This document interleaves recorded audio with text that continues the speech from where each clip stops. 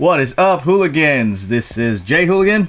Hooligan V. And we're doing a bit of a spin-off from our live review, what we used to do. But we did actually just watch Wonder Woman 1984. So this is our... We literally just got done watching it. This is our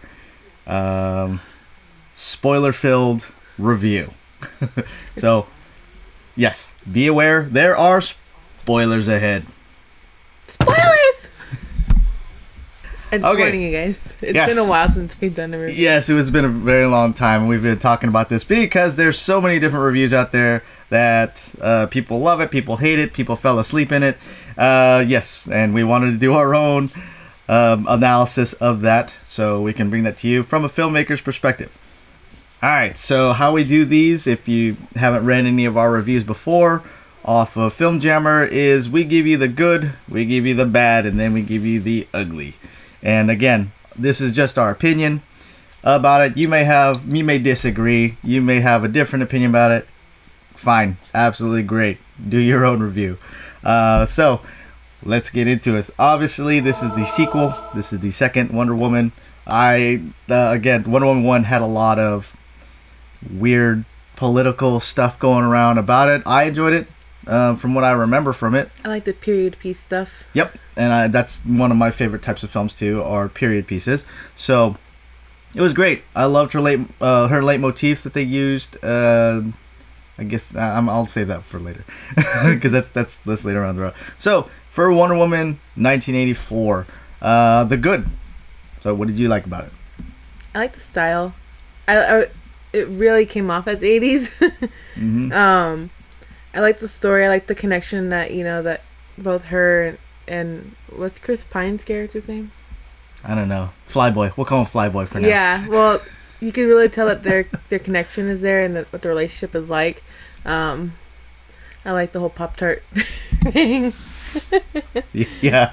Oh, it's the greatest thing. So much technology. But those Pop-Tarts. No. I mean, I found myself getting engrossed in the movie at some point. Mm-hmm. Don't want to say anything bad right now. It's all the good stuff. Yeah, so this is just the good. We're going for the good. I actually did like the connection as well as what you're talking about. They did a pretty good job at establishing that it was in the 80s. The action for it was pretty on point as per most of the superhero type movies they did with that. Other things that I liked was the acting. So I know that a lot of people were upset with Gal Gadot with her acting in the first one, saying she's very one-dimensional and whatnot, but that was just kind of the character who she was growing up, separated from the rest of the world. Here she got to expand a little bit more on her emotional range, and for the most part I was pleased with it.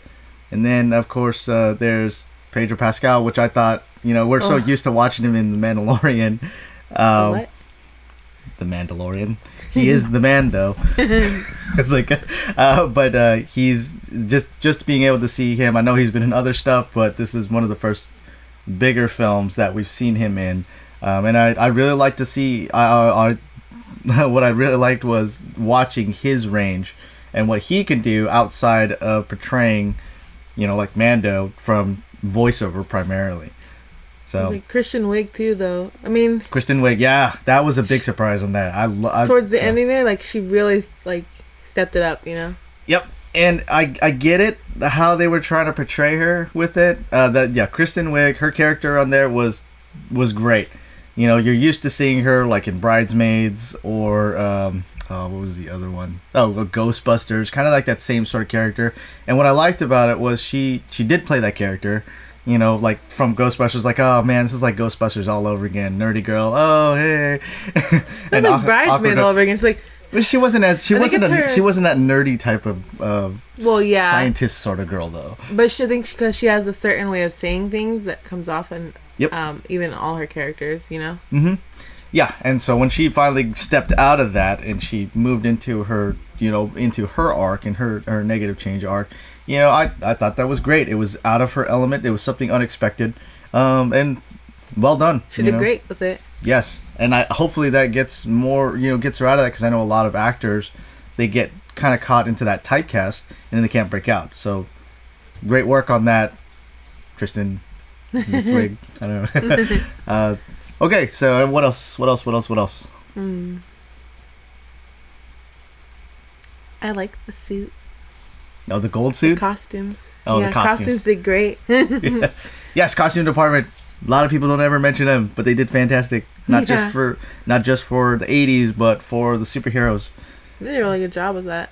Mm-hmm. Even all the cars, I was looking at one of the scenes where you see all those cars backed up. I was like, you know how many cars you have to get? Like 80s models? Like, yeah, that's not and costumes. You could tell that's yeah. The way they framed it, they were cutting off the space so that they didn't have to get too many cars, but they got like probably like 10 or something like that there. Mm-hmm. So set design, costumes, all these different departments that people don't think about, we think about, and we notice a lot of that stuff as filmmakers. All right. Here we go. The bad. The bad. Dun, dun, dun. What we usually go with the bad. Things that kind of irked us, but were not so much to take us out. Like, it takes us out of the story for a second, but it's like, yeah, it's okay. There were a lot of predictable moments. A lot of predictable moments in the story. I mean, as soon as we saw, like, oh, they did the whole movie magic thing. What'd you call it? It was like they just pull a ghost, with Chris Pine, with Flyboy. Yeah, they pulled a ghost. He came back. When I was like, that guy doesn't look like Whoopi Goldberg. What are you talking about? Minus the pottery. Yeah, minus the pottery. So you also joked about during there, like, they always Chris Pine always wanted to do a Pretty Woman scene. Oh my gosh. with the clothing montage. What do you think? No? Yes? No? Deep down, I think a lot of us want to, though.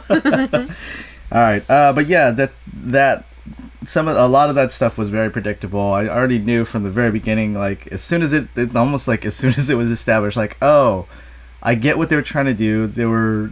He did really good with not spoiling it why he was brought back, but as soon as you found out, like, oh, it's wishes, I'm like, oh, okay, that means he's got to go. Yeah, so. Bye-bye, Chris Pine. Yeah. But, I mean, it was predictable, but, I mean, a lot of times there were a lot of cliche stuff that happened in films. It doesn't really take me out of it so much. I don't mind continuity errors. Yeah, that's another one. One or two. I mean, it's not that big of a deal, though. Yeah. Yeah. So, I mean, the continuity errors, again, there were big continuity errors and smaller continuity errors. Yeah, continuity errors where they take you out of the story, and the ones that just, like, you catch them, but it's not taking you out. Example. So you want me to use an example? Oh, yeah, example. That's her hair. Oh. I caught it. It's because flying through the air, and hair's just like.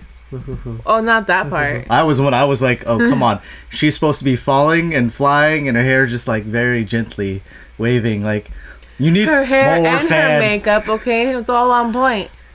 Oh yeah, you mentioned that too about Kristen Wiig's character. No, it was her. Oh, hers. Oh yeah, going underwater. No. Her eyeliner, her wings were on point for being fighting and sweaty and in water and electrocuted. Like, yeah, it's like, brush it off. And then her wings on point. What manufacturer you go to? Because you can make a killing off. It's like, yeah. So little things like that, continuity Christian errors. Wiig lost all the fur, so. Well, okay, that was more implied of like you weren't sure. Okay, that's for later. Fur. Yeah. That's for later for some other issues that we had with that as well. So, but yeah, little continuity errors that come up. Well, it's like her hair was styled one way in one shot, and the next shot, even though it was the same scene, it changed with shot. Because it wasn't. It was probably because the wind was flying around. Yeah. Flying around. And I don't know if you noticed. I did notice a lot of. Spider-Man sort of references that they did and pulled into this movie. Oh yeah, somebody kept saying it throughout the whole movie. They kept doing it. This is Spider-Man moment. This is Spider-Man moment. Look, there she goes. She just flung out her lasso of truth, and all of a sudden, whoohoo! And then she's like, "Oh wait, where do I go? Oh, let's go to this thing." I was like, that's Spider-Man for one. Did Spider-Man drop too? Yeah, I'm telling you, they had so many Spider-Man moments. All right, and then what was the other one? With Kristen Wiig. Oh gosh, I'm reading so much, I don't need glasses anymore. Like, that's Spider-Man. Yeah. Hello. Dude, Kristen Wiig's character though, I swear, it was very much like Halle Berry's Catwoman. Yeah. Catwoman. I was just like, that's definitely a Catwoman thing, and she became a cat. Yeah, so, I'm just saying. yeah. She did become a cat. I mean, Isn't but that DC Catwoman, too? Catwoman's still DC. So I mean, So like, a pack of felines, is that a DC thing? I don't know. Is that a new one? Is that what they're gonna do? All you They comic have buffs birds out of there. prey, but do they have apex predators of prey? Kittens of prey, like kiki. Okay, so yeah, continuity errors for that. The things that didn't really take us out of the story, but we're kind of there. Any other bad sections that we got? Because I know we got a lot on. Not ugly, right? The bad. Yeah, just the bad. It was just a little slow Oh yeah, to begin with. Is that ugly? Or? I don't know. I think I'd call that an ugly. So let's move Okay. on to the ugly. So I see the divide between people. I hear a lot of what people saying, like falling asleep in this film because what was it? Almost 50 minutes to get to the inciting incident. Oh yeah, 51. Was it 51 minutes? We can double check the times on that, but if you don't know what an inciting incident is, the inciting incident is what drives your protagonist from Act 1 into Act 2. Right? It's a decision. It's like a catalyst, or they're presented a decision to make one or the other, and they consciously make a decision to go one way or the other. And I know they kind of played this off like a multi-plot.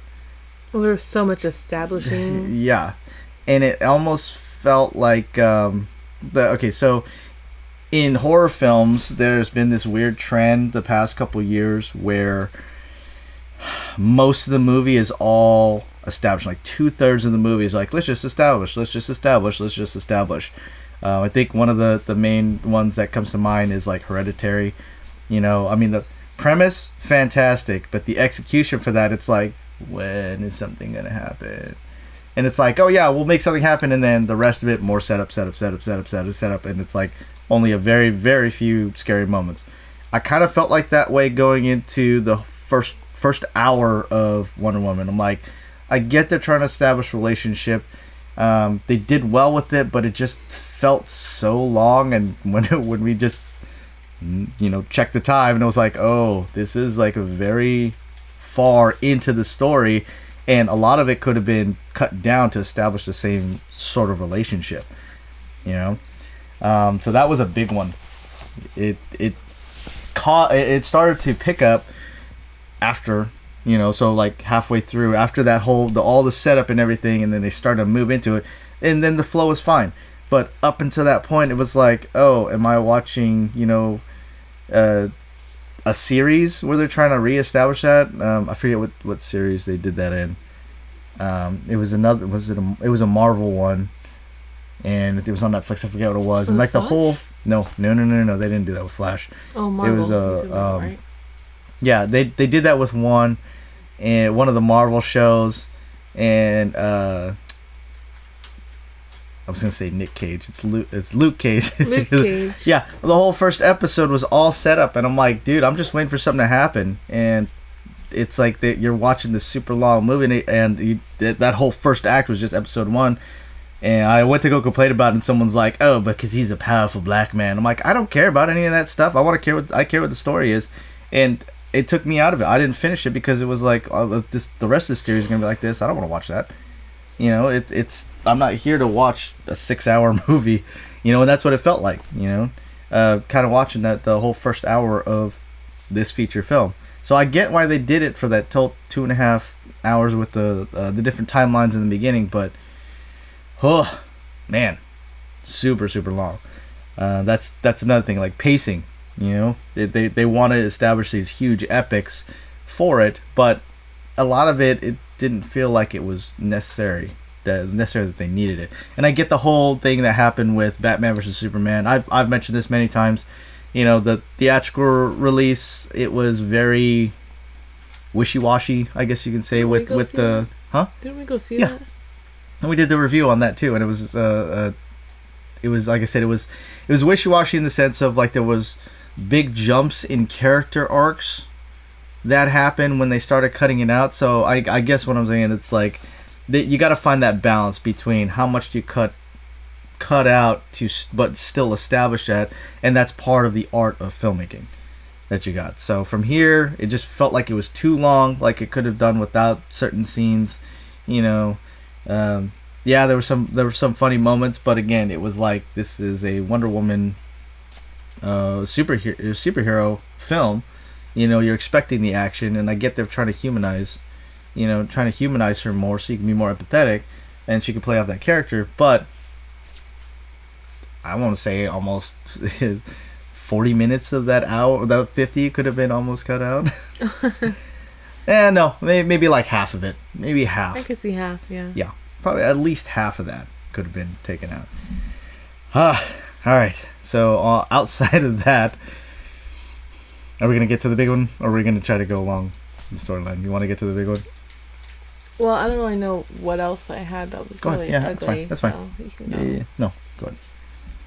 Let's go right into it. It's okay. All right. Well, aren't you the armor thing? Yes. Where did it come from? Where did it go? I was saying that the whole time. Yeah. But that woman, I didn't know where it came from. That scene, we had to go back and rewatch it to see where she got the armor from. It was so quick that we didn't even know that we didn't even notice it. That she went back for her armor. Yeah, it was So we're talking about the end when she dons the golden armor of Osteria, and yeah. I'm gonna save it for a sec. Actually, can we divert to the whole flying deal? Flying, the hair thing? No. Her flying. Yeah. Oh, her flying. See, I thought Wonder Woman knew how to fly. She has an invisible jet to fly. So she can't fly and have both? That was you how got she feet flew. and a car. I understand that, but here's a question: in what part of Batman vs Superman, which is in the future of this, did she fly? She didn't. She flung herself like she does which she did, like Spider-Man. She was trying to be modest because Batman was there. That's like that's not how it works. But I don't know. I really thought she knew how to fly though in the comics. No. Well, okay. If you're trying to go with the comics, fine. But we're also talking about continuity for the DC universe, which the DCEU universe, which they established already with Wonder Woman the movie, with Batman versus Superman, and stuff like that. So. Didn't want to show off too much. Yeah, I didn't want to show off. It wasn't her movie. I can't. It didn't bother me that much. I can't. Anyway, it's during that time because it was like, oh, I guess I can fly, and I'm like, did she fly in the first one? No. Again, she does the super jumps and flings herself forward. That's why she has her lasso that she uses. She flings it out there and yanks so hard. She whips. Yes.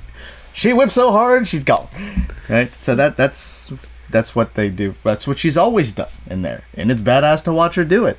Right. I like seeing that too. It was like, I kind of had that Toy Story moment. It's like, this isn't flying, you're falling. Which style? And it's like, no, she didn't. She did the whole, like, I guess I'm Superman. And she's like, yes, I'm Superman. Like, what are you doing? That's not, no. This whole dream sequence. No. And then, okay, so this is going back to where the whole golden armor thing, all right? Oh, no. Talk about the lightning. Which part? Like the lasso and the lightning? Okay, that I'm fine with. Yeah, that was cool. But it's like, I have got no problem with that because I think she did that in the first movie. I'm trying to remember if she did that in the first. I'm pretty sure she did that in the first movie. And then the whole lassoing energy Obscura when there wasn't lightning before that. That's fine. I'm okay with that because it's established. They try to. We'll talk about that in a sec. They try to establish that earlier to say, oh yeah, there's this other stuff that you guys don't know. We might have talked about it a little bit, but now she's just, I could just use it, you know. Anyway, but lasso in the lightning. Okay, fine. What happened to her visible jet? Yeah, we'll get to that. Sorry, We'll get to that. And okay. So back to the armor. Yes, when it's during that whole thing, she's flying for a very long time up in the air because she had to lasso. She had to lasso the plane and then take off and like, oh hey, oh look, I can fly. Yeah, take that, Supergirl. Ha, type thing. And then, because remember, she flew right after that fight with Kristen Wiig and Pedro Pascal in the White House because he just saw the president, right? He was moving to that satellite, which was obviously in the middle of the ocean somewhere, right? For one. Okay, so they were in DC.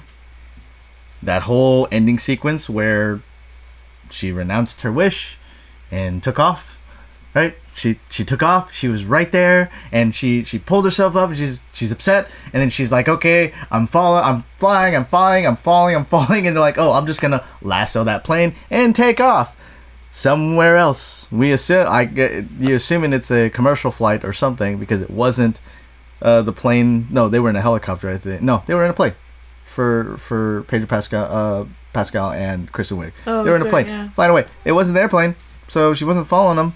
It was just some random commercial plane that apparently it wasn't established. Yeah, and so yeah, they nobody on that plane made a wish. It wasn't crashing and burning. No chaos in there. But she's just flying, and so while all this stuff is going on, Pedro Pascal makes it to that island where he can do this whole, his whole weird wish thingy. She was going after him. Through radio. Yeah, she's supposedly going after him. That's what I thought. For one. And then, so you got to think, they started in DC. She lassoed, went away, flying, went, oh crap, U-turn, back home, forgot my suit. Yeah, back home, okay, let me get my suit, and then let's go back to wherever it is, which is leads us to the next huge, big plot hole. How does she know where he went? Right. I don't think I ever heard it over here.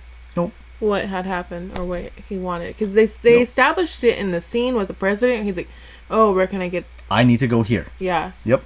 But she wasn't there to hear it. So how would she know? Yep. And it was never said in front of her. Or information given to her. Absolutely. People could be like, oh, she used the lasso of truth. It was just in the scene you didn't see. And like, no, she got beat up and then they walked out. Unless they have the scenes and they just decided to delete it. It's a possibility. Didn't they do that with Justice League? It didn't make sense, but then the extended version made sense. Did they do an extended version of Justice I thought League? so. No, everyone keeps asking for the Snyder cut for that. It's like, no, but that was like Batman vs Superman, which is my point I was trying to make before. The extended cut was a lot better established with that and finding the balance. That's what I was talking about before. It's like I get it, for the character arc, but a lot of the character art was kind of the same sort of stuff that was going on, so they didn't need that in the beginning. Like it's already established. It's like, oh, here we go. Are we watching a love piece or are we watching an action flick? It's like, oh, best of both worlds. Like, no, you extended that to make two different movies.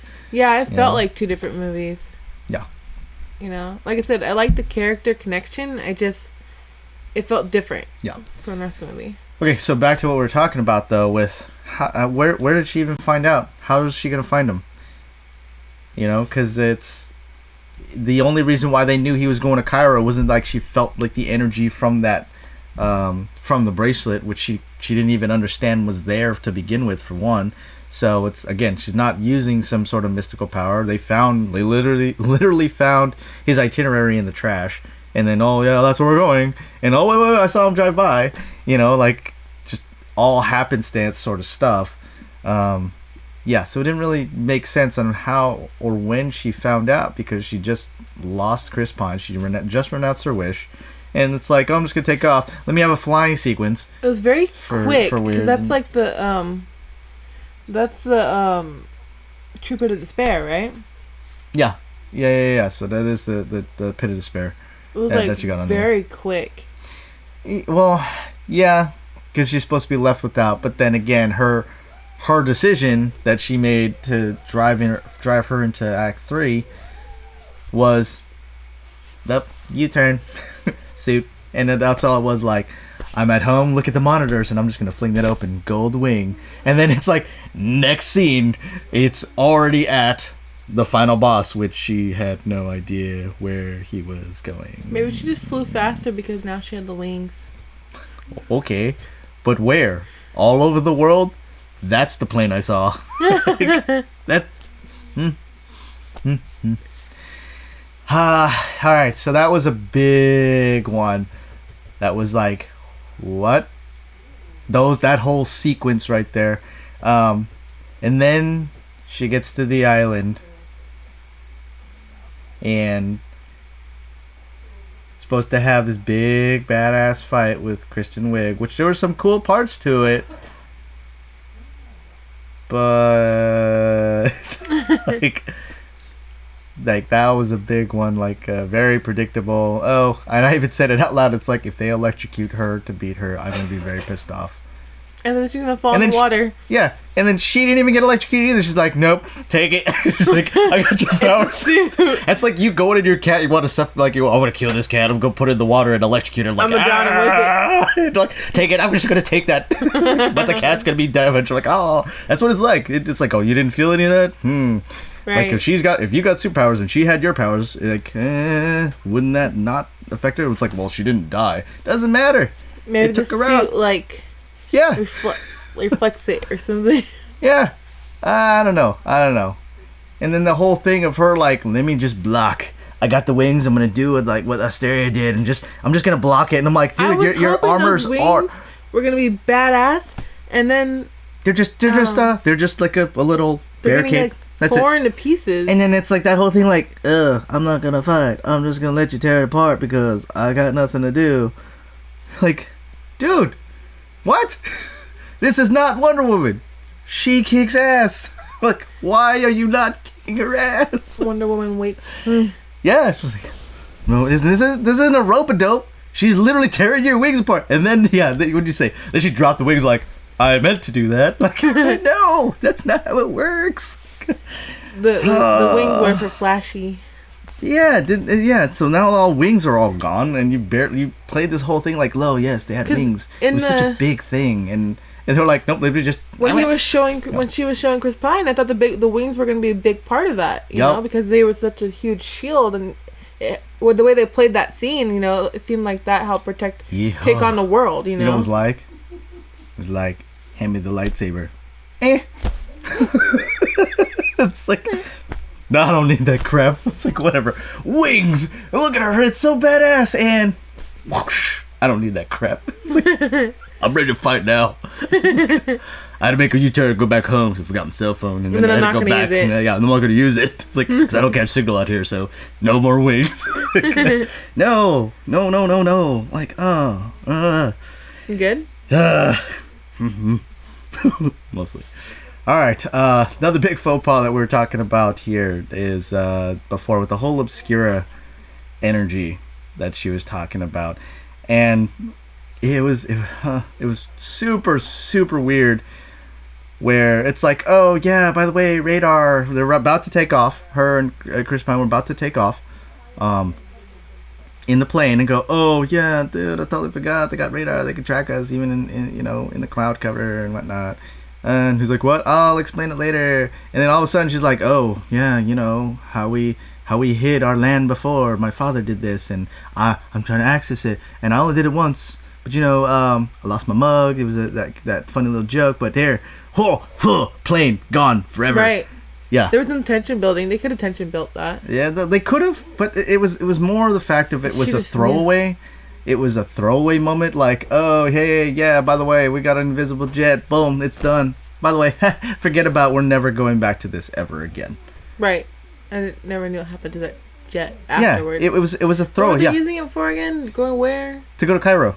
Okay. To go find Pedro Pascal and there. And it's like, oh, that's right. Okay, yeah, whatever happened to the jet? Well, that's how we got back so quick. Okay, well, you never went back to the invisible jet. You never went back to the Obscura. The only thing that you did after that for the Obscura was, again, while she was in her flying sequence, she flung out her lasso of truth, and it connected through pretty much nothing, which is supposed to, it had that, if you watch it, it had a little opening of energy, like she lassoed energy, like the Obscura energy, to pull her forward, so She's essentially Spider-Man without the buildings. That's what it was. There's no lightning. There are no buildings. Obscura Energy.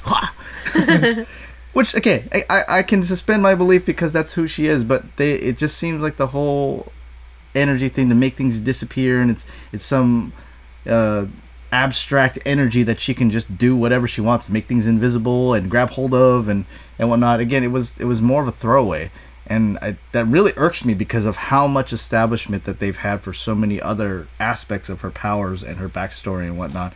Like, I didn't like it, and then they never went back to it. Yeah, that was a big one for me on that, and it's like, Right. let's not even go into how Chris Pine is like, oh yeah, modern plane, yep, we're good, Right. completely fine, Right. completely okay. Well, I thought there's it no was difference older. between those planes and modern planes for at the time for I thought it 1984. was an older style plane that she had. No, Oh, okay. it was a jet. Was it? Oh, I thought it was older because I think it's all planes that look older beside it. Yeah. Oh yeah, there were propeller planes that were beside it. And then it's like, She just gave him the quick rundown, like, "Hey, this is how this plane works." no, she didn't. They literally went in. He's like, Off screen. Well, no. Oh, here we go. Well, It was perfect. off screen, Yeah, off screen. Yeah. like Robin Hood Men in Tights. Like, is that supposed to happen? We got it. Plot hole filled. Like, no, you made the plot hole. It's so weird. What else did we talk about? Just weird crap. Like, the ending part was the one that really threw us off. Like, one, when did she get her armor? Two, why didn't she fight? I'm trying to think. Oh, another big one, and that kind of goes back to the Obscura Energy and stuff, is rules of the universe.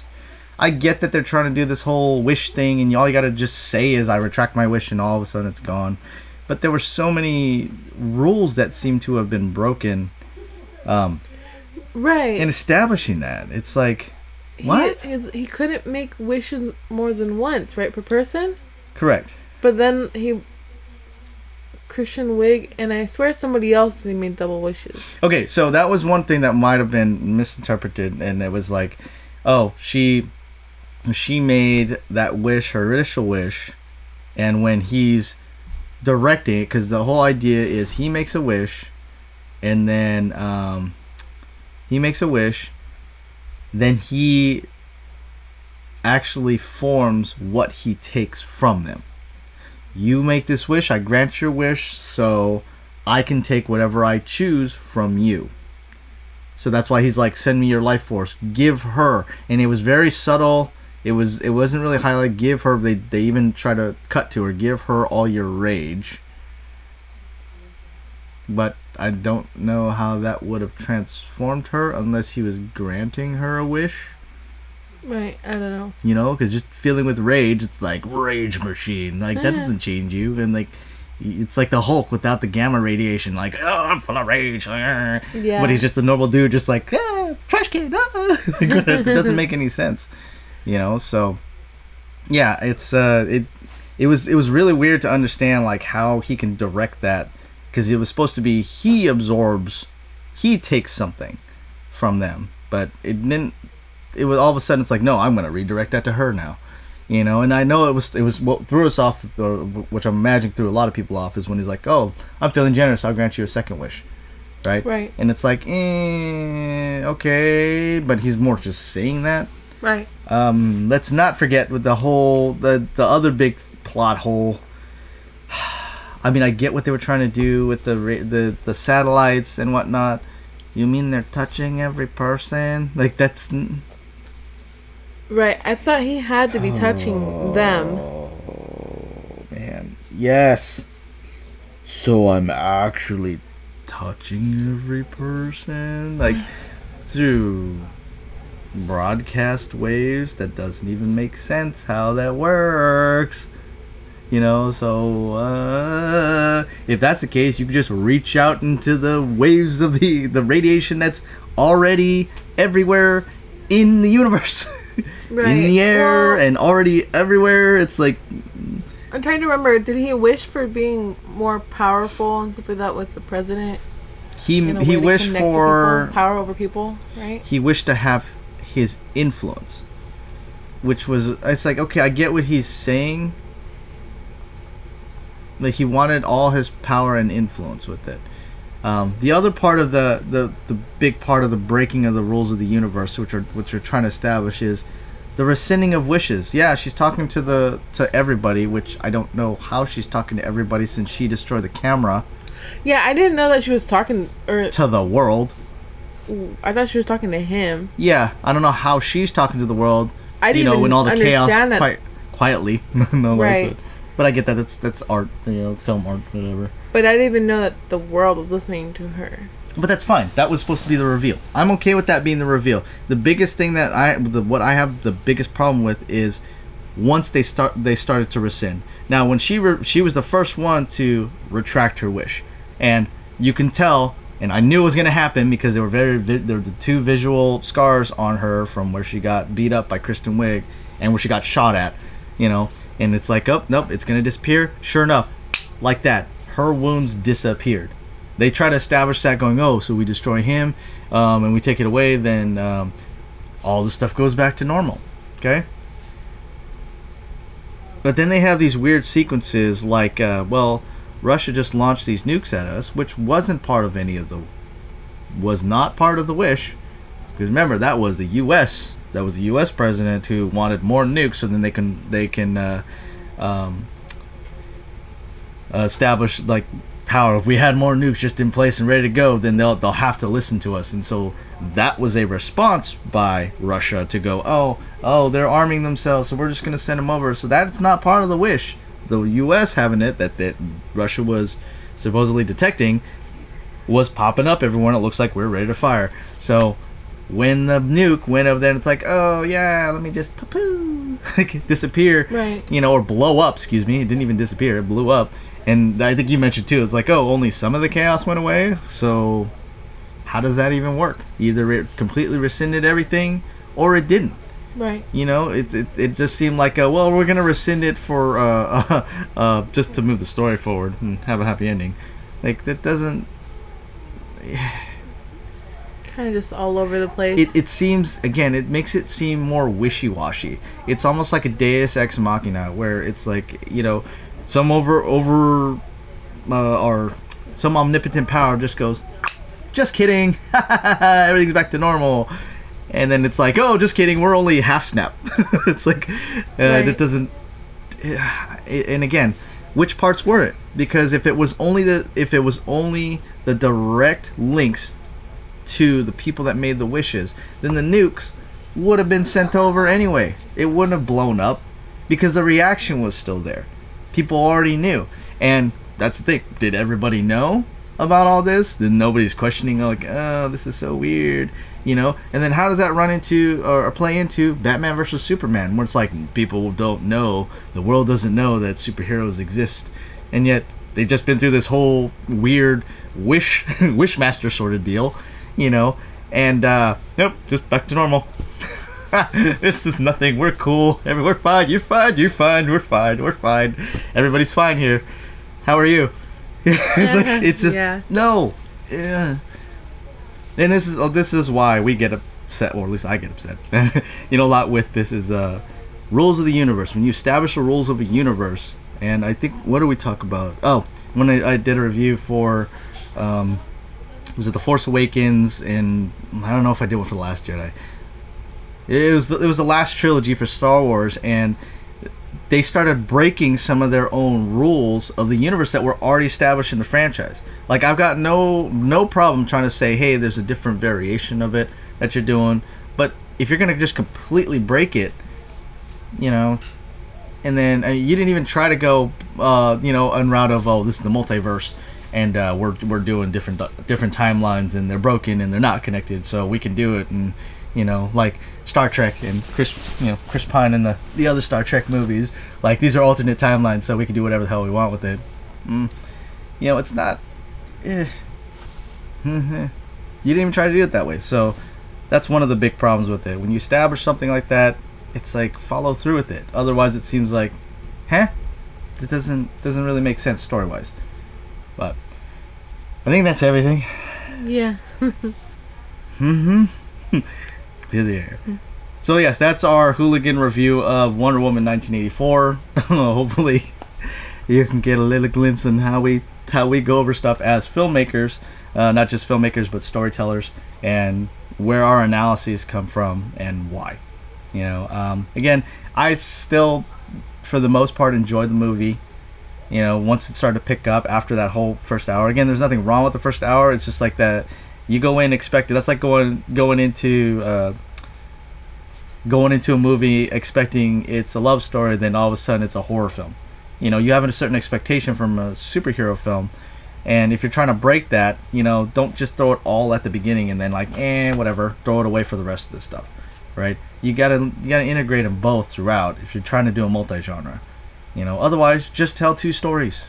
There's nothing wrong with that. Mm-hmm. People do that all the time. Prequels, sequels, spin-offs, things like that, all the time, all the freaking time. So, yeah, that's our Hooligan review. Hopefully you liked it. Whether you agree with it or not, hey, great. It's like, love to see other people's reviews. We typically stay away from everybody else's reviews until after we saw the movie. So now we get to see. If you guys want to discuss, comment below. Yes. Wonder Woman 1984, guys, in a Hooligan review. We're back into it, going into 2021. Have a happy new year. See you guys later. Bye.